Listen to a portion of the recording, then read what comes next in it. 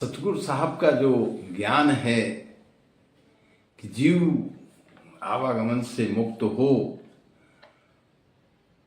तो उसके लिए सत्य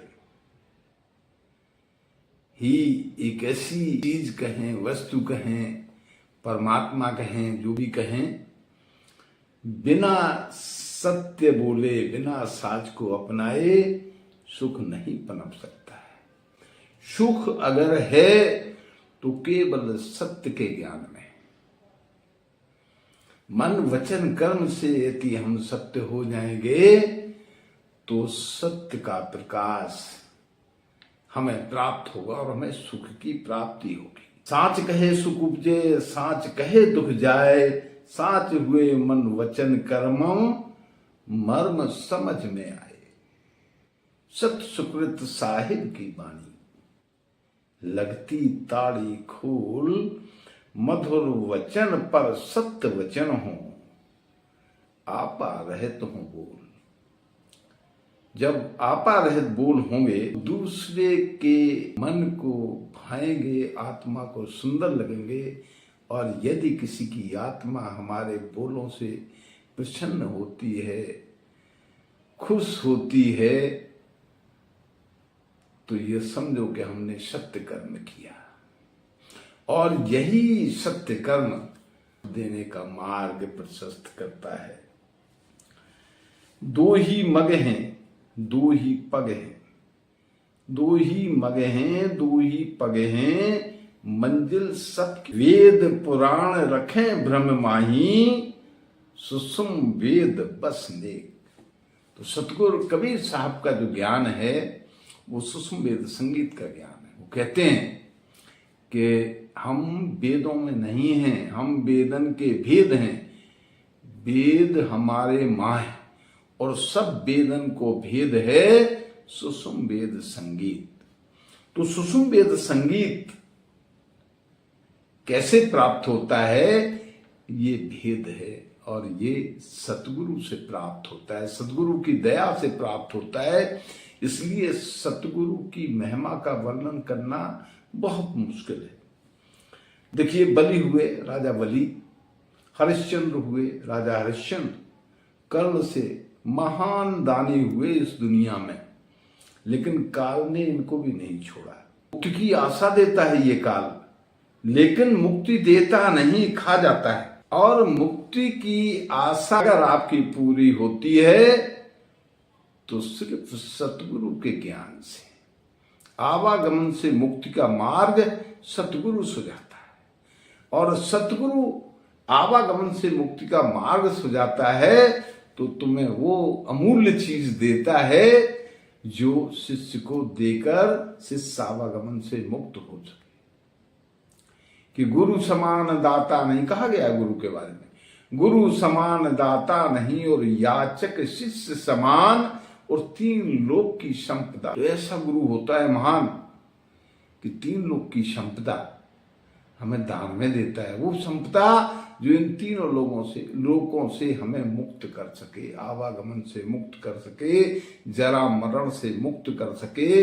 ऐसी सुंदर वाणी, ऐसा सुंदर ज्ञान, ऐसा सुंदर तारतम्य या ऐसा सुंदर भेद सतगुरु हमें देता है। अभी तन मन धन यह तीन विचार ही तो हैं। अरे यही तो हैं रजो तमो सतो। रजोगुण, तमोगुण और सतोगुण है कौन? तन मन धन।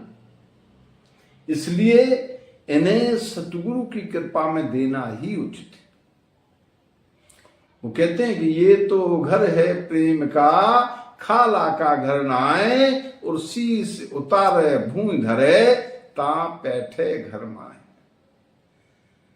तो ये शीश देना पड़ेगा, ये अहंकार छोड़ना पड़ेगा। बिना अहंकार को छोड़े, सतगुरु को दिए बगैर हम आपा रहित वाणी नहीं बोल सकते। अरे कबीर सत मानहु ते ही जीव गोता खाए। इतनी साफ और स्पष्ट वाणी सतगुरु साहब ने आपके समक्ष रख दी है, आपको बोल दी है। अब फिर भी शिष्य अगर उसको नहीं समझता है या सत्संग में जाके भी या गुरु से भेद लेके भी अगर वो सतगुरु के बतलाए मार्ग पर नहीं चलता है तो सतगुरु का तो दोष होगा नहीं। गुरु बेचारा क्या करे। तो सतगुरु का जो बयान है, सतगुरु की जो कृपा है, वो तो सत्य के बगैर संभव नहीं है। ऐसा लगता है कि साचे ही श्राप न लागे, साचे काल न खाएं। साचे ही श्राप न लागे, साचे काल न खाएं, और साचे ही साचा जो चले ताको काहे न साए। अरे उसका क्या बिगड़ सकता है जो सत्य पर चलता है। मन वचन कर्म से यदि हम सत्य कर्म करेंगे, यदि हम सच्चे होंगे, तो परमात्मा की दया हम पर बरसेगी और हमें वो आत्मज्ञान जो जीव के आवागमन से मुक्ति के लिए आवश्यक है, परमात्मा हमें प्रदान जरूर करेगा। ऐसा मेरा मानना है।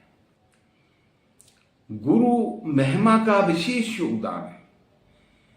बहुत सारी पुस्तकें हैं, हम पुस्तकों से पढ़ के ज्ञान तो ले सकते हैं, लेकिन जो गुरु का ज्ञान है, गुरु की पुस्तक को अगर हमने, गुरु नाम की पुस्तक को हमने पढ़ लिया तो समझो कि हमने दुनिया का हर भेद पा लिया। और वो भेद, जो भेद हमें आवागमन से मुक्ति के लिए आवश्यक है, केवल गुरु द्वारा प्रदत्त किया जाता है। अब कहते हैं कि जाका गुरु भी अंधला चेला खरा निरंग, और अंधे अंधा ठेलियां दोनों खूब पढ़न। कबीर साहब ने कहा है, बड़ा सुंदर सी बात कही। अब अंधा कौन होता है जिसकी दोनों आंखें नहीं होती। दोनों आंखें, ये जो दोनों आंखें हैं, ये आंखें तो संसार देखने के लिए हैं। तो संसार देखने के लिए तो अगर ये आंखें नहीं है तो हम अंधा कह देंगे। लेकिन अगर गुरु अंधा है, आंखें तो ये हैं लेकिन फिर भी अंधा है, तो कैसे? तो हाँ, सत्संग और विवेक, ये दो ज्ञान चक्षु माने जाते हैं। अगर ये ज्ञान चक्षु नहीं है तो मैं समझता हूं वहां पर अंधे वाली बात सकारात्मक हो जाती है। ऐसे गुरु स्वर्ग में न ले जाके नरक में ले जाते हैं। ये स्वर्ग की बात आ गई ना। देखिए जी, ज्यादातर क्या बताते हैं लोग कि मरने के बाद तुम्हें स्वर्ग मिले। भाई, मरने के बाद किसने देखा? मरने के बाद क्या होगा किसको पता? तो जीवत समझे जीवत बूझे, जीवित हो ब्रह्मनाशा, संतो जीवित ही करासा। और मुँह मुक्ति गुरु कहें स्वार्थी, झूठा दे विश्वासा, संतो जीवित ही करासा। तो हमेशा आशा जीते जी ही करना चाहिए। जब हम इस शरीर में हैं, श्वासाएं चल रही हैं, जीवन है, तो इस जीवन के रहते रहते यदि हमने उसको पा लिया, सत्य का बोध हमें हो गया, आत्मज्ञान हमें हो गया, तो समझो कि हमें सब कुछ मिल गया। आधी मरने के बाद नहीं लगती है, ऐसा मेरा मानना है। वो तो फिर ये ना कि मरने के बाद क्या होता है सब जानते हैं, वो तो हिले लगाया जाता है किसी को। लेकिन समाधि जीते जी लगती है, जीते जी समझ में आता है, हाँ हम को प्राप्त हो गए, हमें निर्माण मिल गया। ये होता है सतगुरु दया से। बिना सतगुरु कृपा से कुछ होता नहीं है। इसलिए सतगुरु की दया हम पर रहे, ऐसी कृपा, ऐसी करुणा और ऐसे सुंदर भाव से सतगुरु से विनती करना शिष्य का परम कर्तव्य है, ऐसा मेरा मानना है। और कोशिश भी होनी चाहिए कि हम उस सतगुरु से, उस परमात्मा से अनुनय विनय करें कि हे प्रभु, हमें सा वो मार्ग दो जिस मार्ग की वजह से हम आपके द्वारा प्रशस्त इस मार्ग में आए हैं। निर्माण किसको मिलता है? आवागमन से मुक्ति किसको मिलती है? जिस पर परमात्मा की दया हो जाती है। इसलिए हे प्रभु, हे सतगुरु, मुझ पर दया करो और हमें वो सुंदर फल, जिसे निर्माण फल कहते हैं, वो मार्ग प्रशस्त करो प्रभु, और वो फल हमें दो।